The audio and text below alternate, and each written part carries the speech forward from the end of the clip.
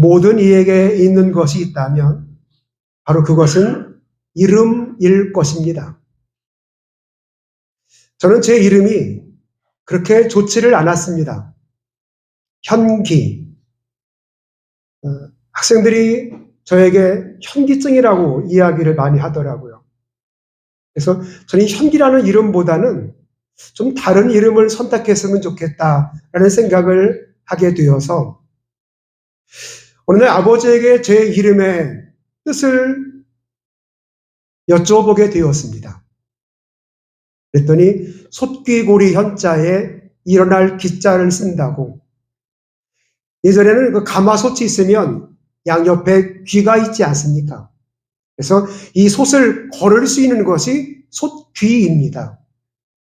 그 모든 중심에서 정말 필요한 사람이 되라는, 모든 사람들 가운데에서 정말 필요한 사람이 되어 일어나라고 하는 본래의 뜻을 가지고 있다고 하는 것을 알고 난 다음에 제 이름을 제 스스로가 사랑하기 시작을 했습니다. 예수님의 이름은 성경 안에 다양한 이름으로 등장을 하고 있습니다. 그 5가지 이름을 지금부터 말씀을 드리려고 하니 여러분들은 귀담아 들으시길 바랍니다. 그 예수님의 본래의 그 이름을 분명하게 아는 것은 중요합니다. 제가 제 이름을 알지 못했을 때, 즉 속뜻을 알지 못했을 때는 제 이름을 싫어했지만 이름의 뜻을 알고 난 다음에 제 이름을 제가 사랑한 것 같이 그분의 이름을 알고 난 다음 예수님에 대한 사랑이 더 깊어지기를 주의 이름으로 축원합니다. 구약 성경 안에 호세아라고 하는 이름이 있습니다. 물론 호세아 예언자가 있기는 하지만 민수기 13장 8절을 보시게 되면 모세가 12명의 정탐꾼을 뽑게 되었을 때 에브라임 지파의 눈의 아들 호세아라고 하는 사람이 등장을 하고 있습니다. 이 호세아는 바로 후에 여호수아로 모세가 이름을 바꿔주게 됩니다. 야훼의 야 호세아. 원래 그것을 번역을 해서 여호수아. 여는 야훼를 이야기하고 호세아는 구원을 이야기합니다. 그래서 여호수아. 이름을 여호수아라고 바꿨거든요. 근데 예수님의 본래의 이름은 히브리어로 보게 되면 여호수아입니다. 헬라어로는 예슈아. 우리가 번역을 할 때 예수라고 번역을 하게 되었습니다. 그러면 이 예수라고 하는 본래의 이름은 무엇인가? 구원하다라고 하는 뜻을 가지고 있습니다. 오늘 대영 형제가 읽어준 말씀대로 마태복음 1장 21절에 아들을 낳으리니 그 이름을 예수라 하라. 구약으로 보게 되면 여호수아라 하라. 헬라어로 보게 되면 예수아라 하라 라고 하는 것입니다. 이는 그가 자기 백성을 그들의 죄에서 구원할 자이심이라. 예수, 그 이름의 본래의 뜻은 그가 자기 백성을 그들의 죄에서 구원할 자다라고 하는 본래의 이름을 갖게 된 것입니다. 우리가 예수의 이름을 부르면서 예수님의 본래의 뜻을 알지 못한 채 예수님의 이름을 부른다면 마치 제가 현기라는 이름을 사랑하지 못하고 왜 그 많은 이름 중에서 현기라고 지었을까? 친구들은 나에게 현기라고 부르고 성이 황가라 황소라고 부르고 제 이름에 대한 만족이 없었을 때처럼 예수님의 이름의 본래의 뜻을 알지 못하게 되면 그 예수라고 하는 그 이름을 그냥 막 불려지게 되고 불러도 의미를 알지 못한 채 살아가는 것이 참 불행이라고 볼 수 있겠습니다. 두 번째는 그리스도입니다. 따라서 할까요? 그리스도. 구약 성경 안에는 이 그리스도, 즉 기름 부음을 받다, 기름을 붓다라고 하는 이 그리스도라고 하는 칭호를 왕이나 선지자나 예언자에게 이러한 칭호를 주었습니다. 당시에 제사장이 양의 이 뿔을 속을 다 파내고 거기에 기름을 넣고 왕을 임명을 하게 될 때, 제사장을 임명하게 될 때, 선지자를 임명하게 될 때 그 뿔에다가 기름을 넣고 무릎을 꿇고 그 위에 기름을 넣고 제사장이 안수를 하게 되는 것입니다. 그러면 이 기름이 머리 위부터 발끝까지 줄곧 흐르게 되죠. 이것은 다시 태어남, 씻음이라고 하는 의미를 가지고 있습니다. 자, 기름 부음을 받는다고 하는 것은 아무나 기름을 부을 수는 없는 것입니다.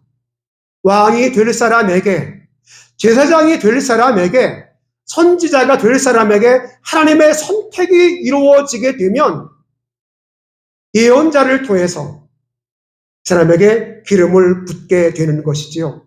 사무엘 예언자를 통해서 사울에게 기름을 붓게 되고 사무엘 예언자를 통해서 다윗에게 기름을 붓게 됩니다. 그러면 누구의 이름으로 기름을 붓게 되느냐? 하나님의 이름으로 기름을 붓게 되는 거예요. 하나님이 선택한 사람이라고 하는 것이죠. 그래서 목사 안수를 받게 되면 목사님들이 나와서 물론 기름을 붓지는 않지만 목사 안수식을 통해서 주의 종의 사명을 감당하게 하십니다. 그래서 한 번 목사가 되면 어떤 이 시험이 들어서 어려움이 있어서 나 목사 못하겠습니다. 할 수가 없는 겁니다. 이 목사의 직은 종신직이기 때문에 그렇습니다. 사무엘상 24장 6절을 보시게 되면 다윗과 사울의 적지 않은 갈등들이 있습니다. 사울은 어떻게 하면 이 다윗을 침몰시킬 수 있을까? 어떻게 하면 이 다윗을 쫓아낼 수 있을까? 어떻게 하면 그의 인기를 한꺼번에 다 묵살시킬 수 있을까를 늘 고민을 했었습니다. 다윗이 사울을 충분히 이길 수 있는 때가 있었습니다. 그런데 다윗은 그렇게 하지 않습니다. 엔게디 광야에서 다윗이 사울을 죽일 수 있는 단계까지 왔습니다. 그런데 다윗은 사울을 죽이지 않습니다. 사무엘상 24장 10절을 보시게 되면 내 손을 들어 왕을 해하지 않는 것은 여호와의 기름 부음을 받은 자이기 때문이다 라고 말씀을 하고 있습니다. 하나님께 기름 부음 받은 사람을 내가 죽일 수 없다는 것입니다.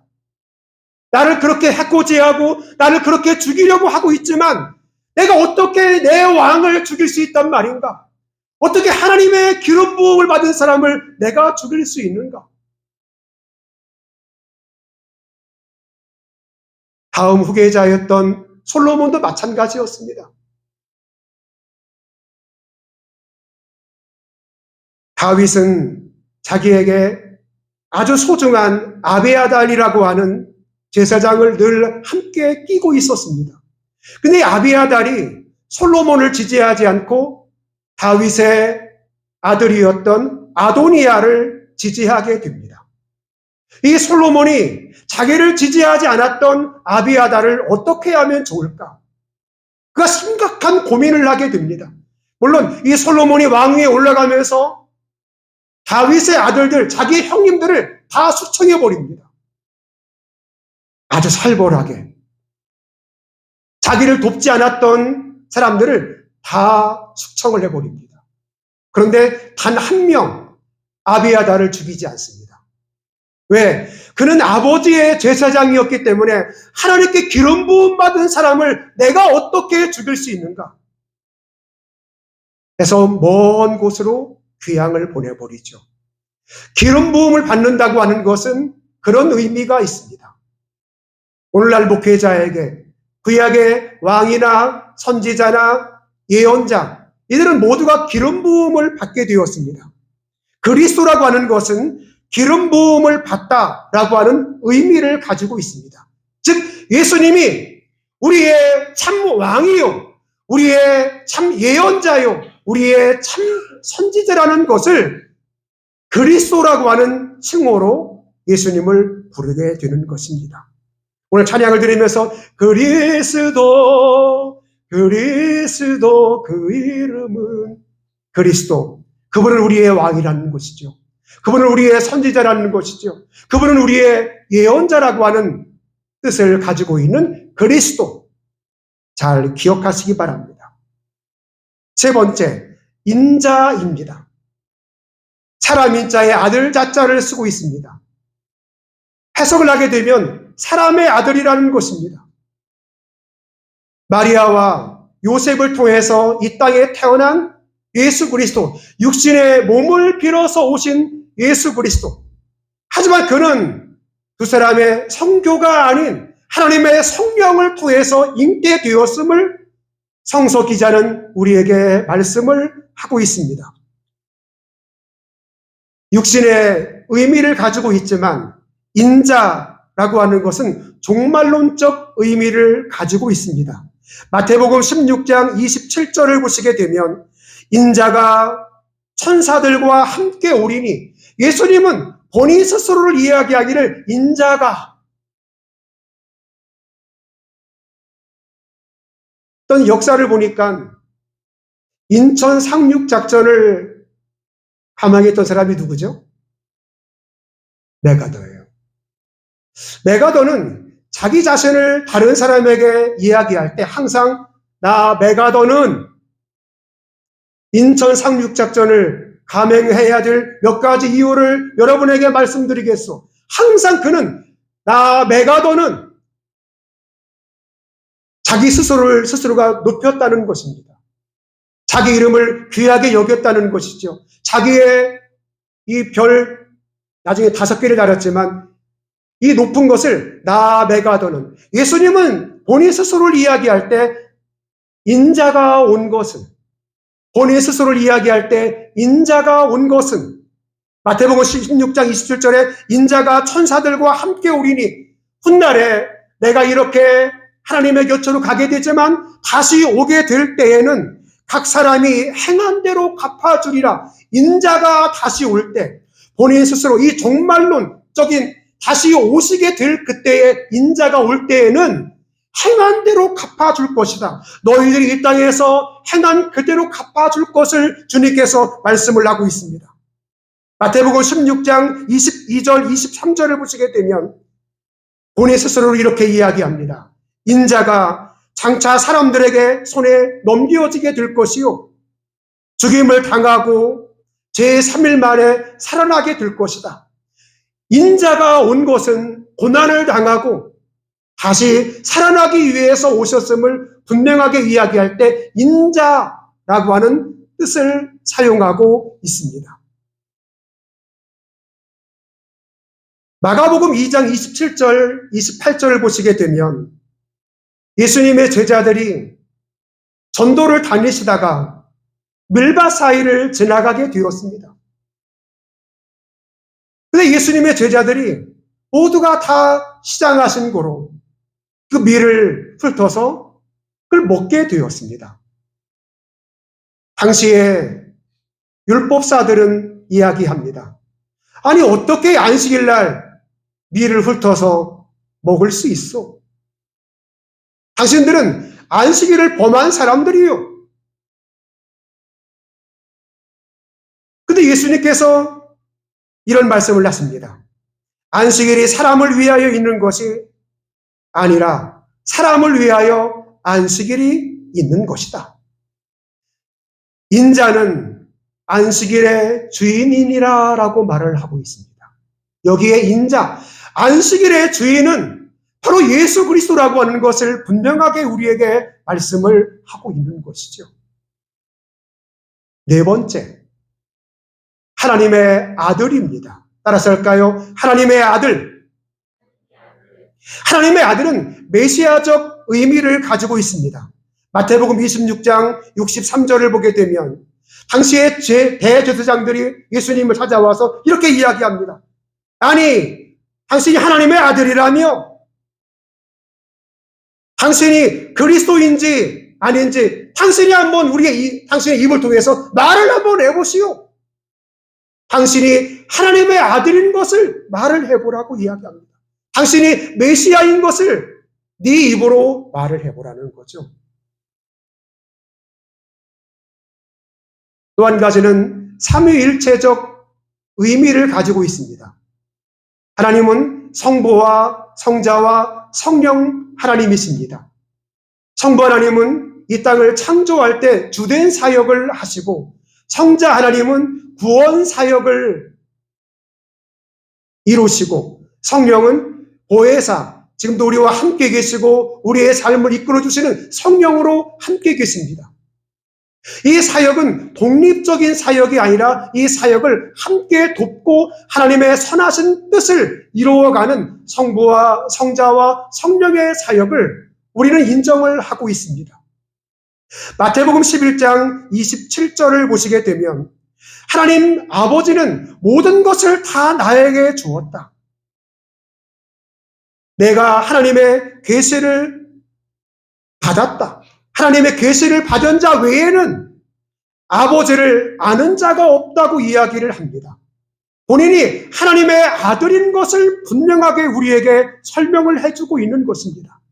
그분은 하나님의 아들로 오신 메시아였습니다. 또 한 가지 의미는 출생의 의미가 있습니다. 오늘 마태복음 1장 18절을 보시게 되면 마리아와 요셉 둘 가운데에서 아들이 태어나게 됩니다. 근데 그 전에 심각한 고민에 빠지게 되었습니다. 아직까지 결혼하지 않은 마리아와 요셉. 분명히 아직까지 정혼하지 않은 이 상태에서 어떻게 아이를 가질 수 있는가? 이게 말이 되지 않는 것이었습니다. 요셉은 의로운 사람이라 가만히 끊고자 하여 라고 성경은 우리에게 말씀을 하고 있습니다. 왜? 분명히 어떤 성행위가 이루어지지 않은 상태에서 내 정혼한 사람이 아이를 갖게 되었을 때 어떤 마음이 있겠습니까? 이것은 당시에 돌로 쳐 죽임을 당하는 그러한 죄를 범했기 때문에 그렇게 죽어야 되는 것이었습니다. 그런데 성경은 의로운 사람 요셉에 대해서 이야기하면서 가만히 끊고자 하여 비록 그렇다 할지라도 내가 이 여인을 돌로 쳐 죽임을 당할 수밖에 내버려두지는 못하겠다. 그래서 조용히 끊고자 하였습니다.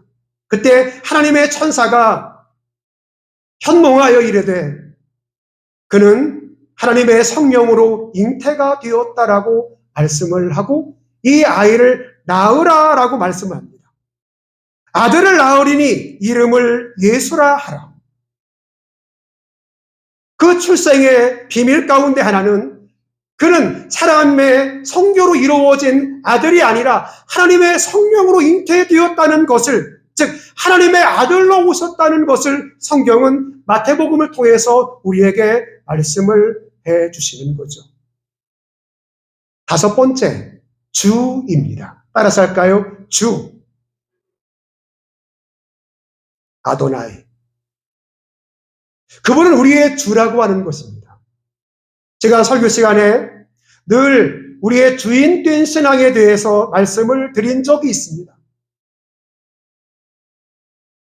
우리가 신앙생활을 몇 년을 했기 때문에 예수님을 주인으로 모시고 그런 거 아닙니다. 예수님을 지금 내가 믿었다 할지라도 예수님이 내 삶의 주인이 내가 아닌 주님으로 모셔드리게 된다면 예수님은 우리의 주가 되는 것입니다. 그러나 우리가 신앙생활을 오래 하게 되었지만 내 가정의 주가 주인님이 예수님이 아니라면, 내 삶의 주인이 예수님이 아니라면 우리는 그분을 주님으로 모셔드리는 사람이 아닙니다. 여기에 주, 이 주라고 하는 뜻은 존경하다, 추앙하다, 존경한다, 이런 뜻을 가지고 있습니다. 마태복음 8장 2절을 보시게 되면 나병 환자가 예수님이 지나가신다는 소식을 듣게 되었습니다. 예수님이 그 앞을 지나갈 즈음에서 그들은 소리를 외쳐서 이렇게 말을 합니다. 주여, 원하시면 내 병을 깨끗게 하실 수 있나이다. 여기에 이 나병 환자들이 예수님을 주라고 이야기합니다. 그는 어떻게 보면 예배당에 한 번도 나와보지 못한 사람이었습니다. 그러나 그는 그 예수님을 향해서 주라고 고백을 하고 있습니다. 정말 내 삶을 이끌어 주실 분, 나를 견인해 가실 분, 내 삶의 인도자인 것을, 내 병을 치료해 주실 것을 분명하게 알았기 때문에 그를 향해서 주여, 당신이 원하시면 내 병을 깨끗하게 하실 수 있습니다. 주님이 그들을 찾아오십니다.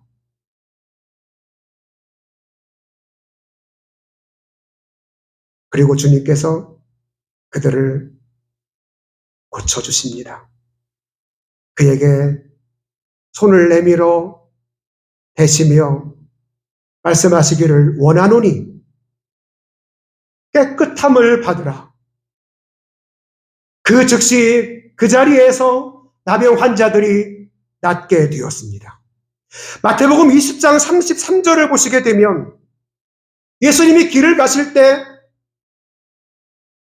맹인들이 이 예수님이 지나가신다는 소식을 듣게 되었습니다.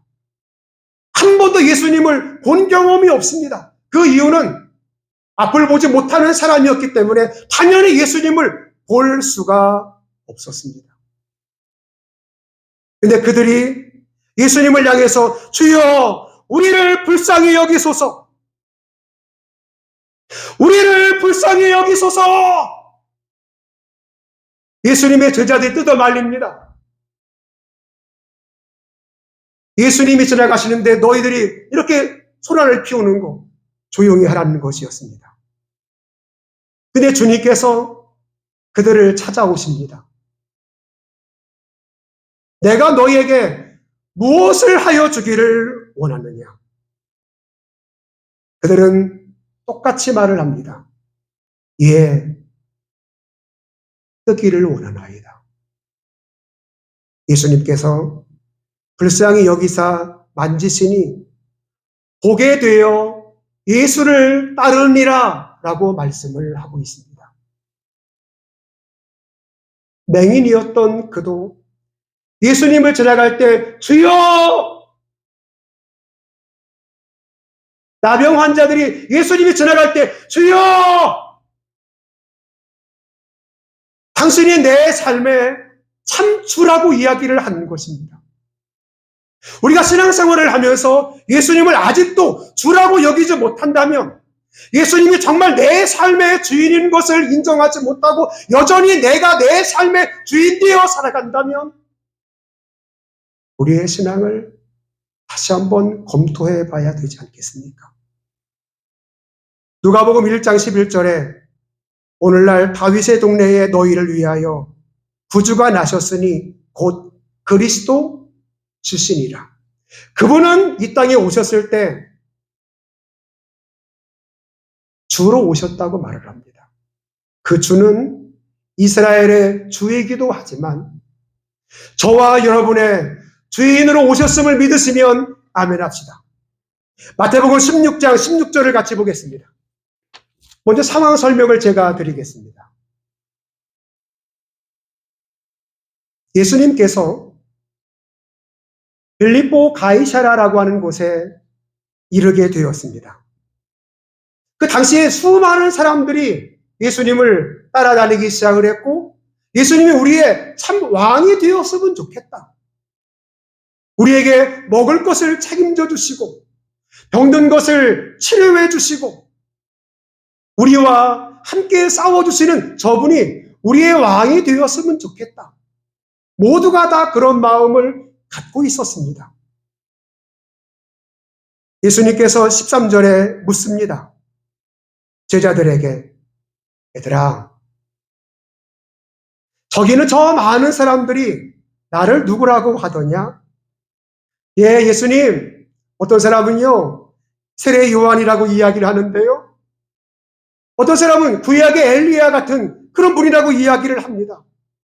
어떤 사람들은 예레미야와 같은 사람이라고 이야기를 합니다. 그래? 얘들아, 그러면 너희는 나를 누구라고 하느냐?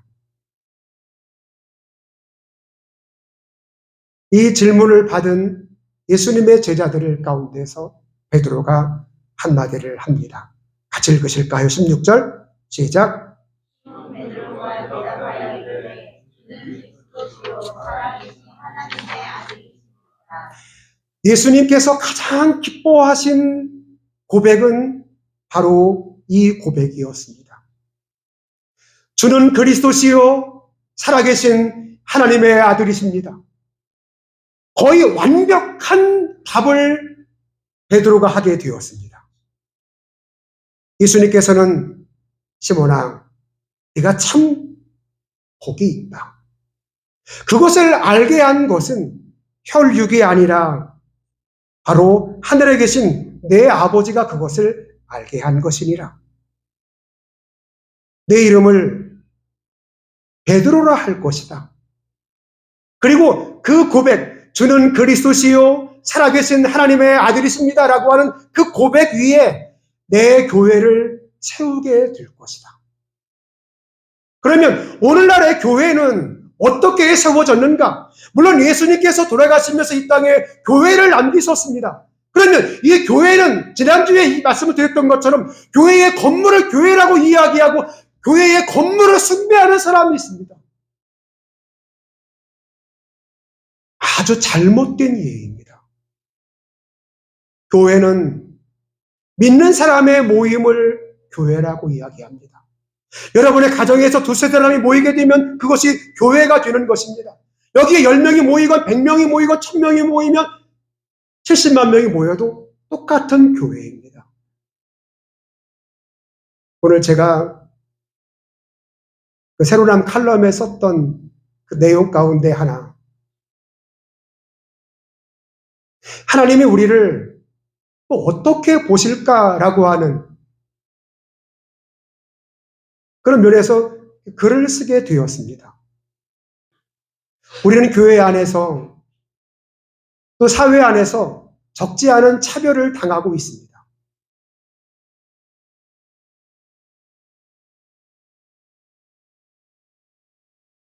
참 나쁜 것이 차별인데 차별이 있다는 것입니다. 차별을 당하고 있는 나는 다른 사람을 차별하지 않는가? 라고 하는 질문을 드리게 된다면 아무도 거기에 답할 수 있는 사람은 없을 것입니다. 내가 차별을 당하고 있지만 여전히 나도 다른 사람을 차별을 하고 있기 때문입니다.